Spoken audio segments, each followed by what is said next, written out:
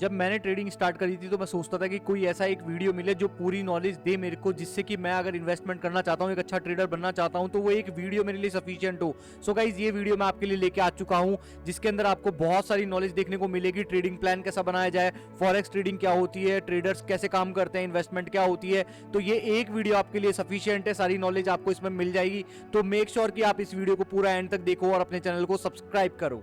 तो hello traders, welcome back to our YouTube channel. I hope you all are doing great. So guys आज का video काफ़ी important होने वाला है, क्योंकि इस वीडियो के अंदर हम जानेंगे कि फॉरेक्स ट्रेडिंग क्या होती है और फॉरेक्स ट्रेडिंग करने से पहले अपन को क्या क्या चीज़ें पता होनी चाहिए फॉरेक्स ट्रेडिंग के बारे में, जिससे कि हमको एक नॉलेज हो, एक अंदाजा लगा पाए और जिससे कि हमारा बेस क्लियर हो फॉरेक्स ट्रेडिंग के बारे में। So guys without further do let's get started with the video. So जैसा कि हम देख सकते हैं कि what is forex trading. Forex trading क्या होती है? फॉरेक्स ट्रेडिंग में गाइस क्या होता है कि आप बाइंग एंड सेलिंग करते हैं करेंसीज को। मतलब करेंसी हो गई जैसे यूएस डॉलर हो गया, यूरो हो गया, जीबीपी जेपीवाई हो गया, जापानीज येन या फिर पौंड हो गया। ठीक है, तो इनके बीच में जो रिलेशन होता है ना, इनके बीच में जो बाइंग एंड सेलिंग देखने को मिलती है और जो इनके बीच में फ्लक्चुएशन देखने को मिलता है, उसको अपन फॉरेक्स ट्रेडिंग बोलते हैं। मतलब जैसा कि अगर आप मान लीजिए यूरो यूएसडी अगर पेयर है, ठीक है, ये सबसे ज़्यादा प्रॉफिटेबल और मतलब सबसे ज़्यादा पॉपुलर पेयर है। अगर आपने भी थोड़ा बहुत सुना होगा फॉरेक्स ट्रेडिंग के बारे में तो ये पेयर का नाम जरूर आता होगा। तो इसके पीछे का रीज़न क्या है कि ये बहुत ज़्यादा फेमस पेयर है। ठीक है, तो यूरो का मतलब क्या है? अगर मान लीजिए आप चाह रहे हैं कि यूरो स्ट्रांग होगा, तो आप क्या करेंगे? यूरो को बाय करेंगे यूएस डॉलर के अगेंस्ट में, क्योंकि आपका एनालिसिस क्या कहता है कि यूरो स्ट्रांग होने वाला है या फिर यूरो की जीडीपी जो भी है वो स्ट्रांग होने वाली है। ठीक है, तो करेंसी की स्ट्रेंथ, जो इनके प्राइसेस के बीच में फ्लक्चुएशन होता ना, उसके हिसाब से अपन को यहाँ पे प्रॉफिट देखने को मिलता है। तो ये फॉरेक्स ट्रेडिंग यही होती है बेसिकली कि आप जो करेंसीज हैं, करेंसी के बीच का जो एक्सचेंज होता है, ठीक है, करेंसीज पे आप सेलिंग एंड बाइंग करते हैं, उसको अपन फॉरेक्स ट्रेडिंग कहते हैं। अब फॉरेक्स ट्रेडिंग वर्क कैसे करती है? देखो, फॉरेक्स ट्रेडिंग बेसिकली मैंने आपको बताया कि बाइंग एंड सेलिंग होती है करेंसीज के बीच में। ठीक है, अब ये इतना बड़ा मार्केट है गाइस, आप देख सकते हो कि ट्रिलियंस ऑफ डॉलर्स है ना यहाँ पे एक्सचेंज होते हैं। मतलब ट्रिलियंस ऑफ डॉलर्स, इतना वॉल्यूम होता है और बहुत सारे लोग यहाँ पे ट्रेड करते हैं। ठीक है, और बहुत सारी चीजें यहाँ पे फैक्टर्स इन्वॉल्व होते हैं कि ठीक है फॉरेक्स ट्रेडिंग वर्क कैसे करती है। अब क्या होता है? ब्रोकर्स और इंटरबैंक मार्केट। मतलब क्या होता है कि ब्रोकर्स क्या करते हैं, जैसे इंटरबैंक कोई पॉलिसीज निकालता है, इंटरबैंक जो होते हैं, बैंक्स होते हैं, वो पॉलिसीज डिसाइड करते हैं किसी करेंसीज की। और जो ब्रोकर्स होते हैं ना, जैसे अपने स्टॉक मार्केट में अगर आप ट्रेड करते हो, तो बैंक क्या हो गए, जैसे SBI, HDFC, Kotak Mahindra bank वगैरह हो गए, और उनको उनकी जो लिक्विडिटी अपन को प्रोवाइड करा रहे हैं, एक ट्रेडिंग प्लेटफॉर्म अपन को प्रोवाइड करा रहा है, वो ब्रोकर्स करवाते हैं। तो जैसे कि जीरोदा हो गया वगैरह, तो वैसे ही यहाँ पे देखने को मिलता है कि ब्रोकर्स के द्वारा होती है इंटरबैंक की मार्केट। जो इंस्टीट्यूशंस होते हैं, बैंक्स होते हैं, उनके बीच में क्या डिसीजन होते हैं, ठीक है, और ट्रेडर्स को एक एक्सेस इंटरबैंक मार्केट के अंदर एक ट्रेडिंग प्लेटफॉर्म प्रोवाइड किया जाता है, जिससे कि वो ट्रेड्स को एग्जीक्यूट कर सके लाइव मार्केट कंडीशन के ऊपर। तो ये होता है ब्रोकर्स एंड इंटरबैंक मार्केट के अंदर। अब क्या होता है, इसमें आती है फॉरेक्स ट्रेडिंग में एक बहुत बड़ा टॉपिक और बहुत मतलब जानना आपको बहुत जरूरी है। ये टॉपिक आता है लेवरेज। अब लेवरेज एक तरीके से क्या होता है कि लेवरेज एक दो मुही तलवार होती है, मतलब डबल एज स्वॉर्ड होती है। इसके अंदर क्या होता है कि एक ब्रोकर जो होता है ना, आपको एक तरीके से लोन देता है एक स्मॉल कैपिटल के ऊपर। मतलब अगर आपकी कैपिटल जैसे मान लीजिए 1 लाख रुपए है या फिर डॉलर मान लीजिए कि आपकी $1000 है, तो अगर आप लेवरेज लेंगे 100 की, तो इसका मतलब क्या है कि आपके पास $1 लाख तक की बाइंग पावर है। तो ये क्या है कि एक लोन होता है, लोन की तरह काम करता है। अब वहां पे क्या होता है, डबल एज स्वॉर्ड क्या हुई कि अगर आपको प्रॉफिट हुआ तो प्रॉफिट अच्छा खासा देखने को मिलेगा, बट अगर आपको $1000 पे अगर लॉस हुआ तो वो भी बहुत ज्यादा। जैसे मान लीजिए कि अगर आपने सोच रखा था कि मैं 20 से 25% रिस्क करूंगा, ठीक है, एक हफ्ते में, एक महीने में, या फिर डेली का 5% में रिस्क करूंगा, तो यहाँ पे अगर आपका हाई लेवरेज है आपकी कैपिटल के ऊपर, तो आपको लॉस भी उसी के हिसाब से देखना पड़ेगा। ठीक है, तो ये होती है लेवरेज। ठीक है, अब लॉन्ग एंड शॉर्ट पोजीशंस आपको पता है कि लॉन्ग पोजीशंस के अंदर क्या होता है कि अपन बाय करते हैं किसी भी करेंसी को, और शॉर्ट पोजीशन के अंदर क्या करते हैं, अपन सेल करते हैं किसी भी करेंसी को। ठीक है, जैसे जैसे मान लीजिए प्राइस, करेंसी की प्राइस बढ़ रही है, तो अपन क्या करेंगे, लॉन्ग पोजीशन करेंगे। ठीक है, मतलब बाय करेंगे करेंसी को। ठीक है, और अगर उसकी जो वैल्यू है वो डिक्रीज हो रही है, तो अपन क्या करेंगे, सेल करेंगे करेंसी को। ठीक है, तो ये होती है गोइंग लॉन्ग और शॉर्ट पोजीशंस। तो यहाँ पे अपन को ये चीजें देखने को मिलती है। ठीक है, अब मेजर करेंसी पेयर्स क्या होते हैं? मेजर करेंसी पेयर्स जैसे कि मैंने आपको बताया, यूरो यूएसडी सबसे मेजर करेंसी पेयर है। ठीक है ना, यहाँ पे करेंसी पेयर्स देखने को मिलते हैं, जिसमें क्या होता है कि हाई लिक्विडिटी होती है, ग्लोबल फॉरेक्स मार्केट के ऊपर क्या इंपैक्ट पड़ता है, क्या कैरेक्टरिस्टिक्स होते हैं, क्या वॉलिटिलिटी होती है मेजर पेयर्स की। ठीक है, और सक्सेसफुल ट्रेडिंग के लिए तो देख लीजिए यहाँ पे यूरो यूएसडी के अंदर मॉडरेट वॉलेटिलिटी होती है, ठीक है, कि अगर आप ट्रेड करते हो तो आपका अच्छी खासी वॉलेटिलिटी देखने को मिल जाती है, जिससे कि आप प्रॉफिट बना सकते हो, ठीक है। जीबीपी यूएसडी एक हाई पेयर होता है, जिसमें क्या होता है ब्रिटिश पाउंड होता है डॉलर के अगेंस्ट में, ठीक है।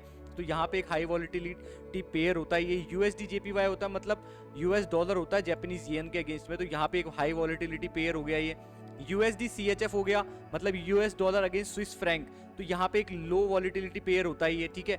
तो ये पेयर्स होता है, तो आप मेक श्योर कि इनका स्क्रीनशॉट ले लीजिए और आप इनके बारे में और ज़्यादा जानकारी ले सकते हैं, ठीक है। तो ये पेयर्स होते हैं जहाँ पे आपको हाई वॉलेटिलिटी और लो वॉलेटिलिटी देखने को मिलती है मार्केट के अंदर, जिस हिसाब से आप ट्रेड करते हो, ठीक है। अब ट्रेडिंग स्ट्रेटेजीज के बारे में बात करते हैं कि ट्रेडिंग स्ट्रेटेजीज आपको किस हिसाब से देखने को मिलती है और किस तरीके की ट्रेडिंग स्ट्रेटेजीज यहाँ पे होती है। अब पहली ट्रेडिंग स्ट्रेटेजी आती है डे ट्रेडिंग, मतलब अगर आप डेली के हिसाब से ट्रेड करते हो, डेली के हिसाब से मतलब मान लीजिए कि छोटा मोटा मोमेंटम लेके, या फिर आप स्कैल्पिंग करते हो, या फिर मतलब 3 से 4 घंटे की आप स्कैल्पिंग कर लिए, मतलब 3 से 4 घंटे आपने ट्रेड को होल्ड कर लिया, ठीक है, फिर 5-6 घंटे या फिर पूरा दिन, तो ये आ जाती है डे ट्रेडिंग में। मतलब आपने पूरा दिन ट्रेड करा, ठीक है, और वहीं पे आपने प्रॉफिट एंड लॉस को काउंट किया, मतलब डे ट्रेड के हिसाब से, ठीक है। तो यहाँ पे डे ट्रेडिंग होती है और ये बहुत ज़्यादा पॉपुलर है आज के टाइम पे, क्योंकि लोगों को पैसा बनाना है जल्दी, तो डे ट्रेडिंग सबसे आसान ऑप्शन है, ठीक है। अब यहाँ पे भी प्रॉफिट तब देखने को मिलता है जब आपका एक ट्रेडिंग प्लान होता है, तब जाके आपको यहाँ पे चीज़ें देखने को मिलती है। तो ये होती है गाइस डे ट्रेडिंग, मतलब आप जो स्मॉल मोमेंट्स आ रहे हैं, स्मॉल वॉलेटिलिटी मोमेंटम्स आ रहे हैं मार्केट के अंदर, उसके हिसाब से आप डे ट्रेड करके पैसा बना रहे हो, ठीक है, अपनी टेक्निकल एनालिसिस जो भी आप स्ट्रेटेजी लगाते हो, ठीक है। अब आती है स्विंग ट्रेडिंग। स्विंग ट्रेडिंग के अंदर क्या होता है कि मीडियम टर्म ट्रेडिंग होती है। इसके अंदर क्या होता है कि एक ट्रेडर होल्ड करता है ट्रेड को, जैसे मान लीजिए आपने किसी भी प्राइस लेवल के ऊपर यूरो यूएसडी पे कोई ट्रेड ली, तो आपका बायस, मतलब आपका जो प्राइस एक्शन या फिर आपकी जो टेक्निकल एनालिसिस या फिर आपकी जो स्ट्रेटेजी वो बोल रही है कि ये 4-5 दिन तक मतलब डेली के एरिया को टच करेगा या फिर वीकली के एरिया पे जाके टच करेगा, तो वहां तक आप प्रॉफिट बुक करते हो और इतना होल्ड करते हो, मतलब 3 से 4 दिन, 5 से 6 दिन या फिर पूरा हफ्ता होल्ड करते हो अपनी टेक्निकल एनालिसिस के हिसाब से। तो इसको अपन बोलते हैं गाइस स्विंग ट्रेडिंग। मतलब आप स्विंग को देख रहे हो, मतलब कैंडल स्टिक पैटर्न्स देखे आपने, आपकी टेक्निकल एनालिसिस लगाई, आपने उसका फंडामेंटल एनालिसिस देख लिया, सेंटिमेंटल एनालिसिस, सारे एनालिसिस लगा के आपने देख लिया कि ये लॉन्ग टर्म के अंदर, मतलब लॉन्ग टर्म के अंदर आपको ये पोजीशन लॉन्ग टर्म के हिसाब से लिया आपने, जिसको आप पूरे हफ्ते तक होल्ड कर सकते हो। तो ये होती है गाइस स्विंग ट्रेडिंग, मतलब आपने स्विंग किया। अब तीसरी जो ट्रेडिंग स्टाइल आती है वो आती है guys trend following. Trend following में बेसिकली क्या होता है कि आप किसी भी एक स्ट्रेटेजी को फॉलो करते हो, मतलब एक पोजीशन को होल्ड करते हो जब तक कि उसका ट्रेंड चेंज नहीं हो जाता। मतलब क्लियर डायरेक्शन क्या होता है कि अगर मान लीजिए यूरो यूएसडी अगर मान लीजिए पेयर ऊपर की तरफ जा रहा है, तो इसका मतलब क्या है कि आप एक ट्रेंड फॉलो कर रहे हो, market higher high higher lows higher high higher lows बनाते हुए चल रहा है, तो आप क्या कर रहे हो, आपने यहाँ पोजीशन ले रखी है और आप इसको होल्ड कर रहे हो लॉन्ग टाइम के लिए जब तक कि ट्रेंड चेंज नहीं हो जाता। मतलब आप शॉर्ट डे ट्रेडिंग भी नहीं कर रहे, स्विंग ट्रेडिंग भी नहीं कर रहे, ठीक है, आप क्या कर रहे हो, ट्रेंड फॉलोइंग। अब देखो इस एक चीज से मैं तीनों एग्जांपल समझा देता हूँ कि देखो, अगर जैसे मान लीजिए आप क्या कर रहे हो कि आपने हायर हाई यहां से लेकर यहां तक की ट्रेड होल्ड करी, तो ये हो गई डे ट्रेडिंग, ठीक है।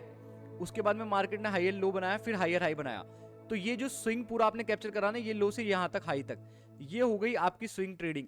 अब ये एक तरीके से आप बेसिकली देख सकते हो 4 आवर की कैंडल्स होगी एक, ठीक है, इस मोमेंटम के अंदर, तो ये स्विंग ट्रेडिंग हो गई। अब ट्रेंड फॉलोइंग बेसिकली क्या होती है कि हायर हाई ये बनाते हुए चल रहा है, तो आप फॉलो कर रहे हो, अचानक से आके मार्केट ने यहाँ पे ट्रेंड चेंज करा, तो आप क्या करें, यहाँ से पोजीशन से आउट हो गए, मतलब यहाँ पे आप पोजीशन से बाहर निकल गए। तो आपने ये ट्रेंड फॉलो करा, जब तक मार्केट ने ट्रेंड फॉलो करा तब तक आपने इसको होल्ड करा, ये ट्रेड आपकी जो भी आपकी स्ट्रेटेजी बता रही थी उस हिसाब से आपने होल्ड करा, जब तक आपका ट्रेंड चेंज नहीं हो गया तब तक आपने इसको होल्ड करा, तो इसको बोलते हैं अपन ट्रेंडिंग, मतलब ट्रेंड फॉलोइंग स्ट्रेटेजी होती है। फिर आता है रिस्क मैनेजमेंट। गाइज ये बहुत इंपॉर्टेंट टॉपिक होता है रिस्क मैनेजमेंट। लोग बाग क्या है कि इसको छोड़ देते हैं या फिर इस पे ज़्यादा ध्यान नहीं देते, या फिर इस पे मतलब इतने मतलब बोलते हैं ना कि इतना डिसिप्लिन नहीं होते इसको लेके। तो रिस्क मैनेजमेंट गाइस बहुत ज़्यादा इंपॉर्टेंट है। अपन को हर वक्त मार्केट के अंदर, चाहे मार्केट स्टॉक मार्केट हो या फिर फॉरेक्स मार्केट हो, कोई सा भी मार्केट हो, अपन को क्या करना होता है, अपनी कैपिटल को प्रोटेक्ट करना होता है। बेसिकली गेम यही है, you have to protect your capital to get what you want from the markets. आपको जो भी प्रॉफिट लेवल या फिर जो भी आपका गोल है वो रीच करने के लिए आपको आपके कैपिटल को वो करना पड़ेगा, डिफेंड करना पड़ेगा और प्रोटेक्ट करना पड़ेगा। अब यहाँ पे क्या होता है, यहाँ पे देखो क्या एस्पेक्ट देखने को मिलते हैं। Setting stop loss order. Stop loss अगर मैं आपको बताऊं मोटा मोटा तो आपको पता होगा बहुत सारे लोगों को। तो स्टॉप लॉस क्या होता है बेसिकली कि आपने एक ट्रेड ली, अब आप क्या चाहते हो कि भाई साहब आपने यहाँ पे ट्रेड ली, यहाँ पे लेने के बाद में गाइस, तो यहाँ पे लेने के बाद में मार्केट का आपका ऊपर का सिनेरियो है, ठीक है। अब चाहते हो कि आप मैं यार इस ट्रेड पे $100 रिस्क करता हूँ, तो $100 का जो आपका एसएल होता है वो यहाँ पे होता है, मतलब यहाँ पे स्टॉप लॉस है, ठीक है। अगर मार्केट इसके नीचे चला जाता है तो आपको $500 का भी लॉस हो सकता है, $600 का भी, या फिर पूरे जो आपकी कैपिटल थी $1000 की वो भी जा सकती है। तो आप क्या करते हो, एक स्टॉप लॉस ऑर्डर सेट कर देते हो, मतलब जैसे ही मार्केट यहाँ पे आता है बाय कर लेते हो आप, ठीक है। आपका एसएलएस यहाँ पे होता है, जैसे ही मार्केट इसको हिट करता है आप उसी लॉस के साथ मार्केट से बाहर निकल जाते हो, मतलब $100 के लॉस के हिसाब से ही आप मार्केट से बाहर निकल जाते हो। आप ऐसे वेट नहीं करते कि यार ये $500 तक लॉस दिखाएगा तो भी मैं झेल लूंगा या फिर नीचे जाने देते हो। तो आपको क्या होता है कि स्टॉप लॉस ऑर्डर लगाना बहुत ज़्यादा ज़रूरी होता है। इसीलिए जो बेस्ट ट्रेडर्स होते हैं वो ये बोलते हैं कि हम हमारा स्टॉप लॉस पहले ही लगाते हैं और एग्जिट पॉइंट पहले ही डिसाइड कर लेते हैं, जिससे क्या होता है कि आपको एक मेंटल क्लियरिटी देखने को मिलती है। अब आता है proper position sizing. Proper position sizing क्या होता है गाइस, यहाँ पे आपको है ना, अगर आप प्ले स्टोर यूज करते हो, ठीक है, कोई भी स्टोर यूज करते हो, तो आपको पता होगा कि यहाँ पे आपको क्या है कि बहुत सारे कैलकुलेटर्स मिल जाते हैं जो आपको क्या करते हैं, पोजीशन साइजिंग कैलकुलेट करके देते हैं। जैसे मान लीजिए कि आपको ट्रेड लेनी है यूरो यूएसडी पे, यूरो यूएसडी पे ट्रेड लेनी है, तो आप क्या करोगे कि जैसे मान लीजिए उसका कोई लेवल है कि मान लीजिए 100 से 200 जा रहा है, ठीक है, और आपका जो एसएल है वो है समथिंग 95 पे, ठीक है, और आपका टारगेट है 200 और 100 पे आपकी एंट्री है। तो ये जो 5 का गैप है ना बीच में, इसकी पोजीशन साइजिंग वो आपको कैलकुलेट करके देगा। मतलब ये जो 5 पॉइंट लूज करने के लिए, जैसे मान लीजिए 5 पॉइंट का आपका एसएल है, तो वो आपको बता देगा कि 5 पॉइंट के हिसाब से अगर आप कैलकुलेट करोगे, जैसे मान लीजिए 5 पॉइंट के रिस्क पे आप $100 रिस्क करना चाहते हो, ठीक है, मतलब 5 पॉइंट का एसएल है तो आप $100, तो वो उसके हिसाब से प्रॉपर पोजीशन साइजिंग बता के देगा कि आप 1 लॉट से बाय करो या 2 लॉट से बाय करो या फिर 5 लॉट से बाय करो। तो आप जाके देख सकते हो, पोजीशन साइजिंग कैलकुलेटर आपको मिल जाएगा। बेसिकली ट्रेडर्स यही करते हैं, जब ट्रेड फॉर्मेशन होने वाला होता है उससे पहले ही काउंट करके रखते हैं कि हाँ मेरा जो प्रॉपर पोजीशन साइजिंग होगी, मतलब मैं कितना रिस्क कर सकता हूँ मेरे कैपिटल के हिसाब से, और मेरा जो कैपिटल है और मेरा जो मतलब जो इमोशनल एक्सेप्टेंस है, इमोशनल टॉलरेंस है कैपिटल का, वो कितना मैं ले सकता हूँ, कितना मैं रिस्क एक्सेप्ट कर सकता हूँ, उसके हिसाब से प्रॉपर पोजीशन साइजिंग होती है। अब लेवरेज मैंने आपको बता दिया कि लेवरेज क्या होता है, एक डबल एज स्वॉर्ड होती है, ठीक है। यहाँ पे क्या होता है कि अगर आपको प्रॉफिट भी देखने को मिलता है तो आपको लॉस भी उतना ही देखने को मिलता है। इसलिए आपको अपने इमोशन कंट्रोल के हिसाब से लेवरेज को चूज करना होता है और मार्केट के अंदर उसी हिसाब से आपको रिस्क लेनी पड़ती है, ठीक है। आप ऐसा नहीं कर सकते कि आप $1000 की कैपिटल पे 1:1000 का लेवरेज लेके बैठे हो। इसका मतलब क्या है कि अगर मान लीजिए आपने ट्रेड ले भी ली और वो आपके अगेंस्ट 2 या 3 पॉइंट भी गई, तो इसका मतलब होगा कि आपकी जो कैपिटल होगी वो पूरी लॉस हो जाएगी। क्यों? क्योंकि आपने ज़्यादा ही रिस्क लेवरेज कर रखा है, मतलब बहुत ज़्यादा लेवरेज ले रखा है उस ट्रेड के ऊपर। तो इससे बढ़िया है कि आप एक 1:50, 1:30, जो लोग बाग बहुत सही मोमेंटम के हिसाब से सही होता है और वहाँ पे ट्रेड्स भी आपको प्रॉफिट भी सही देखने को मिलते हैं। तो लेवरेज जो है आपकी रिस्क टॉलरेंस और आपके कैपिटल के हिसाब से आप डिसाइड कर सकते हो। अब रिस्क टू रिवॉर्ड रेशियो को बहुत ज़्यादा लोग जो है ना इग्नोर कर देते हैं कि यार रिस्क टू रिवॉर्ड रेशियो।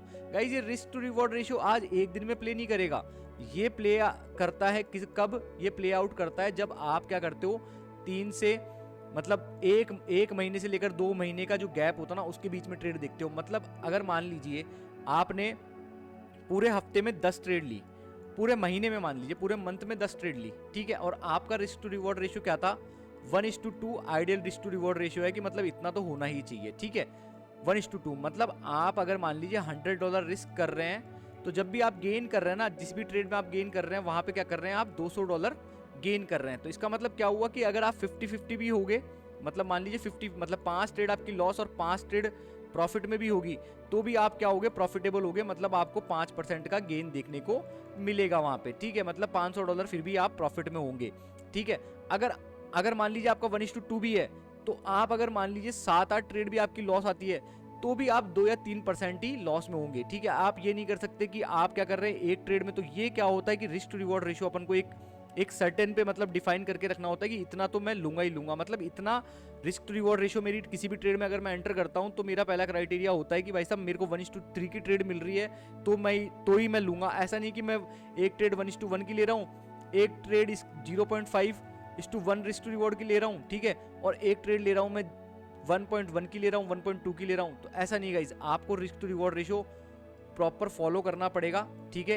एक रिस्क टू रिवॉर्ड रेशियो आपकी स्ट्रेटेजी के हिसाब से, जो भी आपकी स्ट्रेटेजी बताती है कि आपकी स्ट्रेटेजी मान लीजिए एक पॉइंट से दूसरे पॉइंट पे जाने पे 1:2 दे रही है आपको।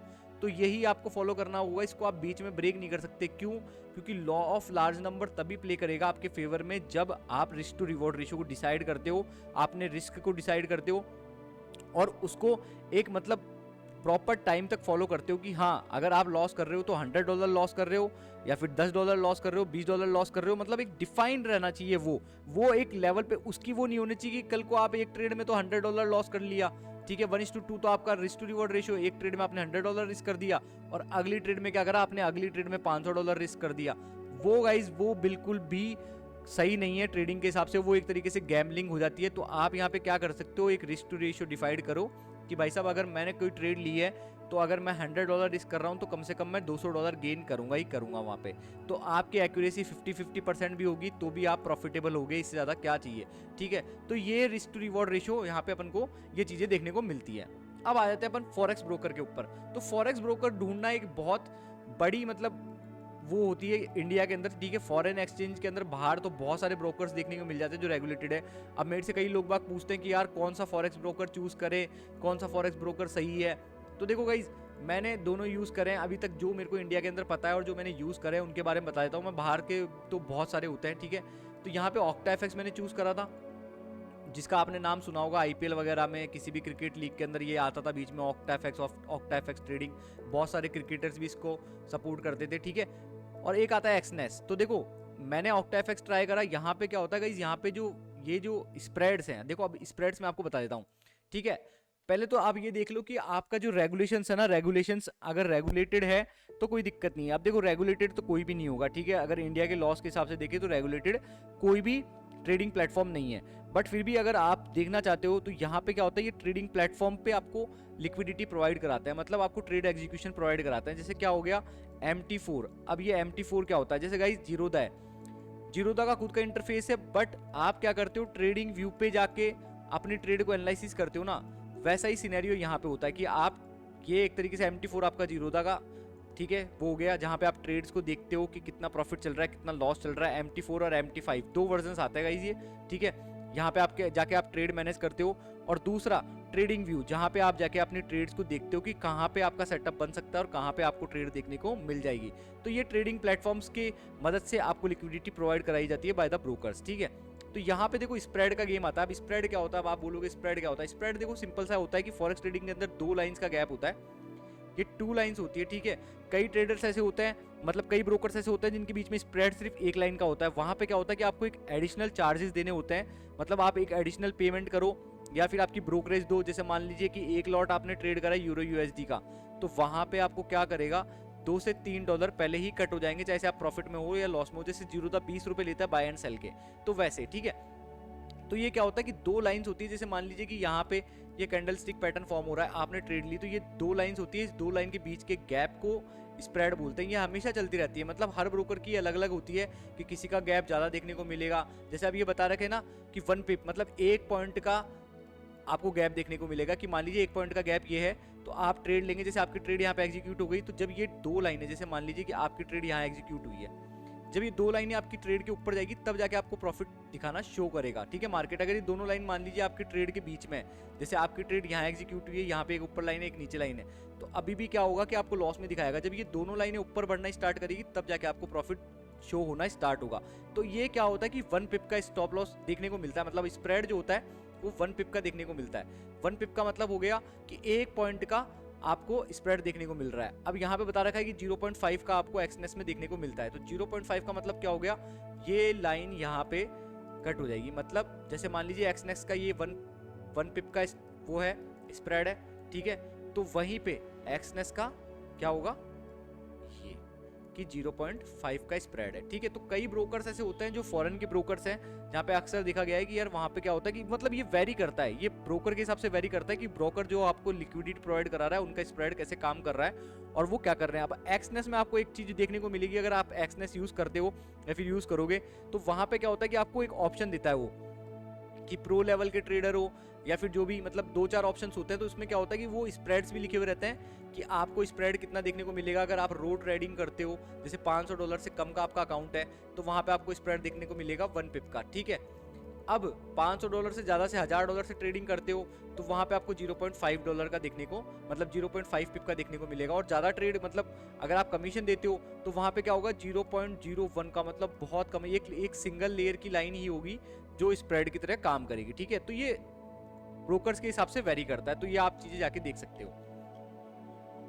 अब आता है एनालिसिस। तो टेक्निकल एनालिसिस आपको सबको पता होगा। टेक्निकल एनालिसिस में क्या होता है, बेसिकली एक तरीके का आपके लिए टूल की तरह काम करता है, जहां पे क्या होता है कि आप डिफरेंट एनालिसिस, प्राइस एक्शन को, प्राइस डाटा को हिस्ट्री में जाके देखते हो, जिससे आपको पता लगता है कि आपको फ्यूचर में आने वाली क्या क्या प्रोबेबिलिटीज और क्या क्या पॉसिबिलिटीज आपको देखने को मिल सकती है, या फिर क्या अपॉर्चुनिटीज आपको फ्यूचर में देखने को मिलती है प्रीवियस डाटा को। मतलब प्रीवियस जो डाटा होता है ना, पुराना जो डाटा है उसको देख के आप क्या क्या आपको अपॉर्चुनिटीज देखने को मिलती है, ये होती है टेक्निकल एनालिसिस। ठीक है, तो इसको अपन टेक्निकल एनालिसिस बोलते हैं कि जैसे आपने रेजिस्टेंस सपोर्ट देख लिया प्रीवियस से, जैसे मान लीजिए यहाँ पे रेजिस्टेंस था तो आपने देख लिया, इसको ब्रेक कर दिया तो ये आपका सपोर्ट बन गया, तो इसको टेक्निकल एनालिसिस बोलते हैं। इसके अंदर बहुत सारी चीज़ें आती है कि कैंडलस्टिक पैटर्न्स हो गए, चार्ट पैटर्न्स हो गए, आजकल जो चल रहा है स्मार्ट मनी कॉन्सेप्ट हो गया, ठीक है, वो हो गया, क्या नाम है, लिक्विडिटी हो गया, इम्बैलेंस हो गया, बहुत सारी तरीके की होती है टेक्निकल एनालिसिस। ठीक है, इसका कोई अंत नहीं है। बस आपको क्या ध्यान रखना होता है, you have to stick to one strategy, मतलब एक स्ट्रेटजी पे आपको टिका रहना है, उसको प्रैक्टिस करना है और उसका एनालिसिस करके आपको आगे बढ़ना है, तब जाके आपको बहुत ज़्यादा प्रॉफिटेबल अपॉर्चुनिटीज देखने को मिलेगी। अब कई लोग बात क्या है कि मूविंग एवरेजेस भी यूज़ करते हैं, जैसे ऐसे में होता है, ऐसे में हो गया smooth moving average, exponential EMA, exponential moving average. ठीक है, तो बहुत सारे तरीके के होते हैं, Ichimoku cloud, relative RSI divergence वगैरह आपने नाम सुना होगा, तो ओसिलेशन, या फिर अपना ये हो गए बहुत सारे स्टोकास्टिक ऑसिलेटर हो गया। तो ये बहुत सारे टेक्निकल एनालिसिस, बट ये क्या होता है, ये जो इंडिकेटर्स होते हैं ना, इंडिकेटर्स क्या होता है, बेसिकली क्या होता है, एक लैगिंग इंडिकेटर्स होते हैं। ये लैग मतलब थोड़ा लैग करके दिखाता है। अगर आप प्रीवियस डाटा को देखते हो तो ये प्रॉपर आपको शो होगा कि हाँ यार, यहाँ पे इसने कट करा और यहाँ पे ब्लू लाइन ने कट करा, तो फिर यहाँ से मार्केट जाने स्टार्ट हो गया। बट जब आप लाइव मार्केट कंडीशंस पे आप इसको देखते हो ना, तो आपको क्या होता है कि वो क्या होता है, लैग करके दिखा रहा होता है। जैसे मान लीजिए कि आपकी एंट्री होनी थी यहाँ पे, बट मार्केट ने शो करा यहाँ पे, और फिर जब आप एंट्री लिए तब तक मार्केट घूम चुका था। तो ये चीज़ें होती है, ये चीज़ें समझने वाली होती है। तो इसलिए मैं जो अगर प्रेफरेंस करता हूँ वो होता है प्राइस एक्शन। मतलब price action is the king. Price action अगर आप पेशेंस के साथ मास्टर करते हो, सीखते हो, तो प्राइस एक्शन सबसे बेस्ट टेक्निकल एनालिसिस टूल है, जो आपको बहुत सारी प्रॉफिटेबल अपॉर्चुनिटीज प्रोवाइड करा सकता है किसी भी मार्केट कंडीशन के अंदर, किसी भी मार्केट के अंदर। ठीक है, चाहे वो फॉरेक्स मार्केट हो या फिर स्टॉक मार्केट ऑफ इंडिया हो, ठीक है, कोई सा भी मार्केट हो। तो ये होते हैं बेसिकली कैंडलस्टिक चार्ट से देखते हैं मार्केट, मूविंग एवरेज से, रिलेटिव स्ट्रेंथ, या फिर बहुत सारी तरीके की स्ट्रेटेजीज देखने को मिलती है। फंडामेंटल एनालिसिस क्या होता है, देखो फंडामेंटल एनालिसिस सिंपल सा होगा। आपने टेक्निकल एनालिसिस देख लिया कि अपन प्रीवियस चार्ट को जाके, जो प्रीवियस हिस्ट्री वाली जो चार्ट है उनको जाके देखते हैं और वहां पे अपन प्रॉफिटेबल अपॉर्चुनिटीज ढूंढते हैं फ्यूचर के लिए। फंडामेंटल एनालिसिस क्या होता है, बेसिकली ये क्या होता है कि एक इकोनॉमिक वैल्यू, सेंट्रल बैंक की पॉलिसीज क्या है, इकोनॉमिक इंडिकेशन क्या है, मतलब फंडामेंटल एनालिसिस क्या है, लोग बाग मतलब सेंट्रल बैंक क्या क्या पॉलिसीज निकाल सकता है, ठीक है, GDP क्या है, देश की इन्फ्लेशन रेट क्या चल रही है, इंटरेस्ट रेट क्या करती है। तो जो बेसिकली जितनी भी न्यूज़ के अकॉर्डिंग, न्यूज़ के अराउंड जो भी ट्रेडिंग होती है ना, उसको अपन बोलते हैं फंडामेंटल एनालिसिस। फंडामेंटल एनालिसिस के अंदर क्या होता है कि इकोनॉमिक इंडिकेटर्स क्या क्या होते हैं, ग्रॉस डोमेस्टिक प्रोडक्ट, ठीक है, ग्रॉस GDP जिसको अपन बोलते हैं, ठीक है, economic output of the country and indicates the overall economical health. ठीक है, तो इकोनॉमिक आउटपुट बताती है और ओवरऑल इकोनॉमिकल हेल्थ को दर्शाती है ये। ठीक है, GDP की मान लीजिए देश की GDP कितनी है, GDP कितनी हाई है, तो वो क्या होता है कि एक इंडिकेट करती है कि आपकी जो देश की इकोनॉमी है, इकोनॉमिकल हेल्थ है, वो कैसी है उसके हिसाब से। ठीक है, दूसरा आता है अपना इन्फ्लेशन रेट। अब इन्फ्लेशन रेट क्या होता है भाई साहब, कि क्या होता है, prices of goods and services. मतलब मान लीजिए कोई भी चीज़ आप खरीद रहे हो कि प्राइस बढ़ रही है, पेट्रोल के प्राइस ऊपर जा रहे हैं, ठीक है, प्राइस नीचे आ रहे हैं, किसी भी चीज़ को आप खरीद रहे हो, तो ये जो इनका फ्रीक्वेंसी राइज होता है ना, मतलब कि बाइंग एंड सेलिंग में राइज होता है, या फिर कम हो रही है प्राइस या फिर ज़्यादा हो रही है, तो ये होती है इन्फ्लेशन रेट। जैसे मान लीजिए कि आज के मतलब 1990 में आपने कोई घर खरीदा होता, उसकी इन्फ्लेशन वैल्यू बढ़ी है। अब वो जो उस टाइम पे जो उस हिसाब से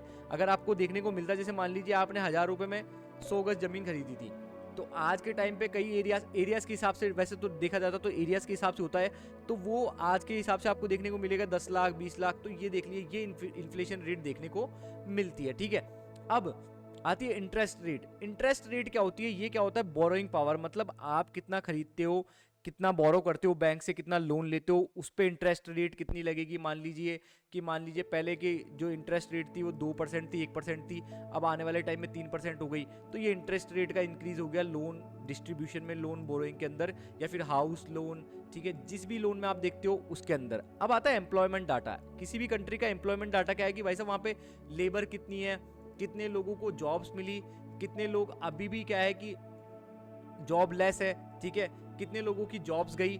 तो ये जितना भी डाटा है वो एम्प्लॉयमेंट डाटा में देखने को मिल जाता है। अब आता है ट्रेड बैलेंस, मतलब किसी भी कंट्री का कितना एक्सपोर्ट हुआ, कितना इंपोर्ट हुआ। अगर एक्सपोर्ट ज़्यादा होगा तो ऑब्वियस सी बात है उनकी इकोनॉमी बढ़ेगी, इंपोर्ट ज़्यादा होगा तो इकोनॉमी पे थोड़ा बहुत असर पड़ेगा, बट फिर भी ये देखने को मिलता है। मतलब ये न्यूज़ से रिलेटेड जितनी भी ट्रेडिंग होती है वो फंडामेंटल एस्पेक्ट ऑफ ट्रेडिंग के अंदर आती है, चाहे आप स्टॉक मार्केट में देखिए या फिर फॉरेक्स मार्केट के अंदर देखिए।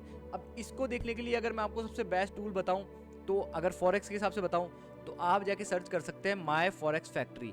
मतलब यहाँ पे आपको सारी न्यूज़ मिल जाती है कि कौन सी न्यूज़ आने वाली है, किस करेंसी पे कितना वॉलेटिलिटी देखने को मिलेगी, कौन सी जो सेंट्रल बैंक से कौन सी पॉलिसीज लाने वाले हैं। या फिर आप देख सकते हैं माय एफएक्स बुक पे जाके देख सकते हैं। माय एफएक्स बुक्स भी एक अच्छा एक रेगुलेटेड न्यूज़ प्रोवाइडर है जो आपको फंडामेंटल्स के लिए सही रखता है, आपको अप टू डेट रखता है फंडामेंटल्स को लेके किसी भी कंट्री या फिर किसी भी करेंसी के ऊपर, ठीक है।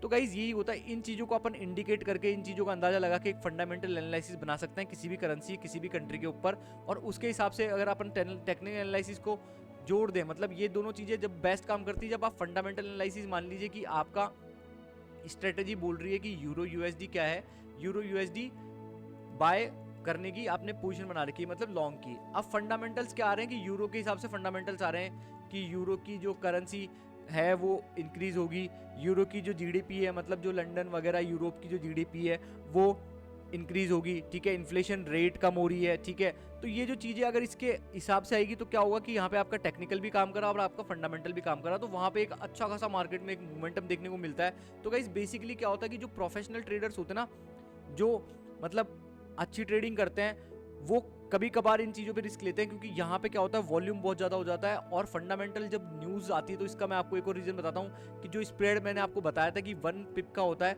वो स्प्रेड बढ़ के 10 पॉइंट का भी हो जाता है। जैसे मान लीजिए कि आपने यहाँ पोजीशन ले ली, तो गलती से मान लीजिए न्यूज़ के टाइम पे आपने पोजीशन ले ली, तो स्प्रेड इतना बड़ा हो जाएगा कि ऑटोमेटिकली वो आपकी पोजीशन लॉस में चली जाएगी और आपको समझ में नहीं आएगा जैसे आपका फंडा एनालिसिस सही था या नहीं था उसके हिसाब से। अब ये फंडामेंटल एनालिसिस कब काम आता है, जब आप बहुत नीचे पहले से पोजीशन बना के बैठे हो, ठीक है, ट्रेंड फॉलोइंग के अंदर।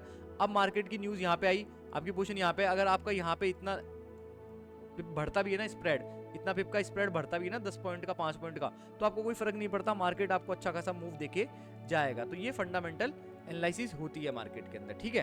देखते हैं डेमो ट्रेडिंग एंड प्रैक्टिस। तो देखो किसी भी मार्केट में उतरने से पहले आपको प्रैक्टिस करना बहुत जरूरी है। डेमो ट्रेडिंग करना, आप देखो एक मार्क डगलस है जिनके बारे में आपने सुना होगा, तो वो एक बहुत अच्छे ट्रेडर थे और बहुत अच्छी साइकोलॉजी के बारे में बुक लिखी है उन्होंने, ट्रेडिंग इन द जोन, और एक और बुक है उनकी अ डिसिप्लिन ट्रेडर। तो उन्होंने क्या बताया कि देखना कभी भी आप डेमो ट्रेडिंग करना, डेमो ट्रेडिंग में आपको किसी भी चीज़ का डर नहीं होगा, क्योंकि आप ट्रेड लोगे आप हमेशा प्रॉफिटेबली निकलते हो। क्यों? क्योंकि वहाँ पे आपका जो साइकोलॉजिकल फैक्टर है ना वो खत्म हो जाता है आपके पैसों से। जैसे मान लीजिए आपने 1,00,000 डॉलर डाले, तो अब क्या हुआ, डेमो में डाले ना, तो वहाँ पे आपका साइकोलॉजिकल कोई फैक्टर काम ही नहीं कर रहा। अगर आपका $500 लॉस भी जाएगा ना, तो वो $500 अपने आप रिकवर होकर आप आराम से, क्योंकि चाहे किधर भी ट्रेड लो आप, क्यों? क्योंकि वहाँ पे साइकोलॉजिकल फैक्टर काम नहीं कर रहा। अब यही $1,000 आप लाइव अकाउंट में डालते हो और यहाँ पे आपको $200 का लॉस हो जाता है, तो आप क्या कर देते हो, इमोशनली ट्रिगर हो जाते हो और ओवर ट्रेडिंग करना स्टार्ट कर देते हो। और ओवर ट्रेड इतना करते हो कि वो ओवर ट्रेडिंग के चक्कर में क्या होता है कि आपका जो बैंक अकाउंट या फिर जो आपका जो ट्रेडिंग अकाउंट था वो क्या हो जाता है, लॉस हो जाता है और चला जाता है, ठीक है, आप उसको उड़ा देते हो बिल्कुल, ठीक है। तो यहाँ पे क्या होता है, डेमो ट्रेडिंग, किसी भी मार्केट में उतरने से पहले उसकी डेमो ट्रेडिंग करना बहुत जरूरी है, ठीक है।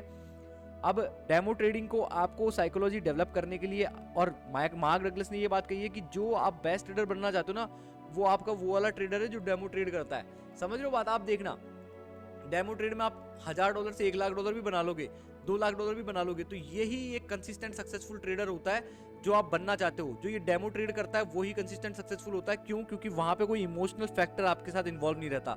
जैसे ही आप लाइव अकाउंट में आते हो वहीं पे आपका इमोशनल फैक्टर इन्वॉल्व हो जाता है और इस साइकोलॉजिकल फैक्टर इन्वॉल्व हो जाता है, और उसके बेसिस के अराउंड आपको ट्रेडिंग रिजल्ट देखने को मिलते हैं, जहां पे आप इमोशनल भी ट्रिगर होते हो, डिसिप्लिन भी खोते हो और बहुत सारी चीजें करते हो जो आपके ही अगेंस्ट में वर्क करती है और एट द एंड आप क्या करते हो, आपके अकाउंट को ब्लो कर देते हो, पूरा अकाउंट उड़ा देते हो। तो ये चीजें देखने को मिलती है, ठीक है। अब ये आपको क्या मदद कर सकता है, आपको एक्सपीरियंस गेन करवाने में मदद कर सकता है। जैसे मान लीजिए आप फॉरेक्स ट्रेडिंग कर रहे हो, तो अब क्या होता है, लोग बागों में बहुत ज़्यादा जल्दी होती है कि यार ट्रेडिंग स्टार्ट करें। बट आप क्या करो कि डेमो से स्टार्ट करो और प्रैक्टिस करते जाओ, तो आपको एक पावरफुल इंसाइट मिल जाएगी कि मार्केट कैसा वर्क करते हैं, कैसे मैं रिस्क को मैनेज कर सकता हूँ।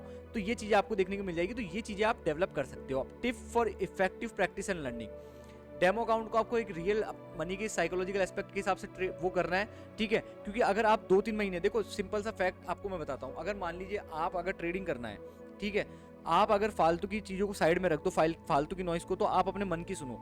अगर आप 2-3 महीने ट्रेड करते हो, 2-3 महीने आपने ट्रेड करी, तो उन 2-3 महीने आपने क्या करा, डेमो ट्रेडिंग पे ट्रेड करी, डेमो अकाउंट पे ट्रेड करा। अब तब आप अगर जाके लाइव अकाउंट पे शिफ्ट हो गए ना, ऐसा नहीं कि आपने 2 दिन ट्रेड करा, डेमो ट्रेड पे आपने डॉलर बना लिए, $1000 को $5000 कर लिए, अब आप खुश हो गए कि अरे यार अब तो मैं डायरेक्ट लाइव अकाउंट पे चला जाता हूँ। फिर उसमें क्या होगा कि फिर वो साइकोलॉजिकल जो एस्पेक्ट है ना, क्योंकि वो साइकोलॉजी आपकी डेवलप नहीं हो पाई मार्केट के अंदर, आपके दिमाग में घुस नहीं पाई कि ट्रेडिंग कैसे काम करती है, और आप जाके क्या करोगे, ओवर ट्रेड करना स्टार्ट करोगे, इमोशनली ट्रिगर होगे और फिर जाके अकाउंट को ब्लॉक कर दोगे।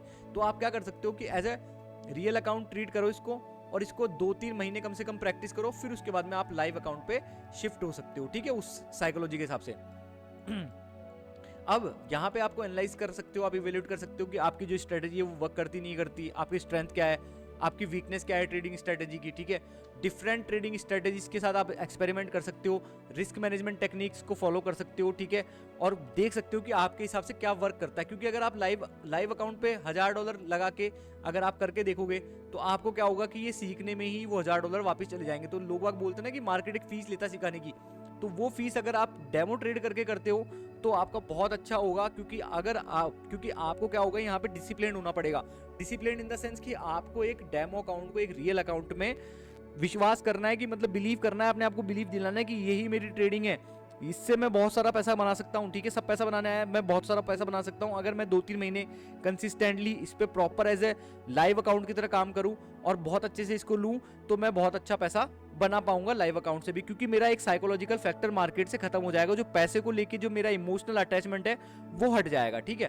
अब आता है comparison of demo trading platforms, ठीक है।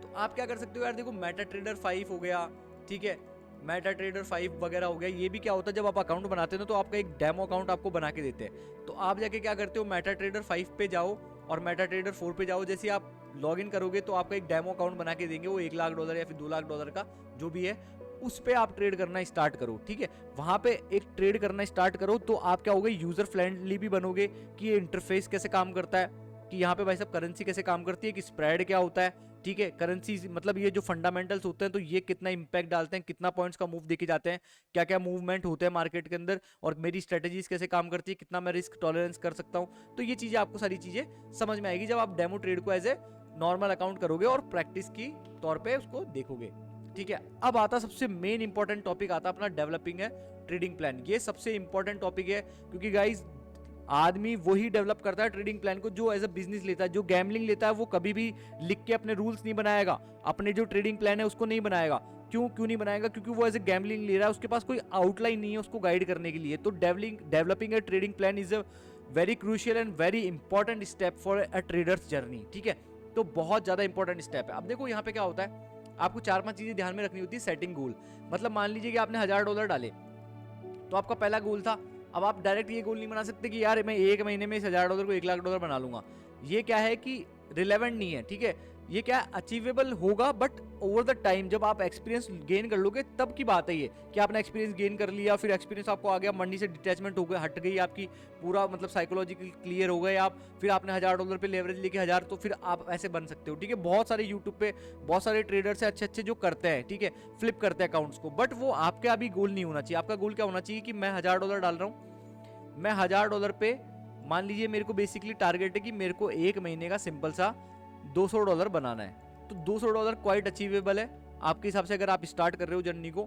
जैसे आपने डेमो ट्रेडिंग करी, डेमो ट्रेडिंग पे आपको अच्छा खासा रिजल्ट देखने को मिला, आपने डेमो ट्रेडिंग पे $5-6 हज़ार कर लिए, तो आप आराम से $200 से $500 इसको आराम से बना पाओगे आपकी स्ट्रेटेजी के हिसाब से, ठीक है।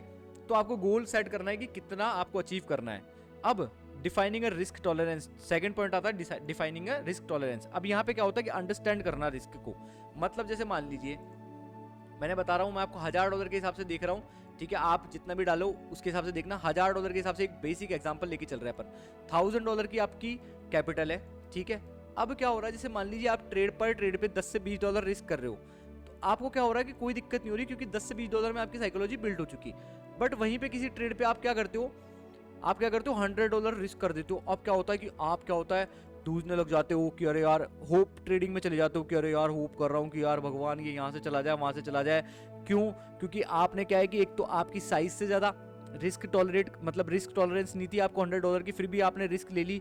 अब क्या होगा, जब रिस्क टॉलरेंस आपकी बिल्ड नहीं है तो आपको क्या होगा कि मैक्सिमम लॉस लिमिट से जैसे आप ऊपर जाओगे, जैसे $100 रिस्क करोगे, तो आप जैसे ही आपको लॉस देखने को मिलेगा आपके प्रोफाइल पे, तो आप क्या होगे, इमोशनली ट्रिगर हो जाओगे और फिर आप क्या होगे, इमोशंस में आके डिसीजन लोगे।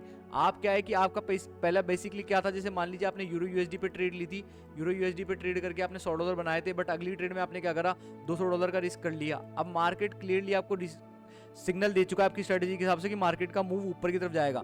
बट जब आप इमोशनल ट्रिगर हो जाओगे ना गाइस, जैसे आपने $200 लूज करे, क्योंकि आपकी टॉलरेंस तो रिस्क $20 की थी, तो आपने रिस्क कर दिया, रिस्क टॉलरेंस से कुछ ज्यादा रिस्क कर दिया, मतलब आपने $200 रिस्क कर दिया पर ट्रेड पे।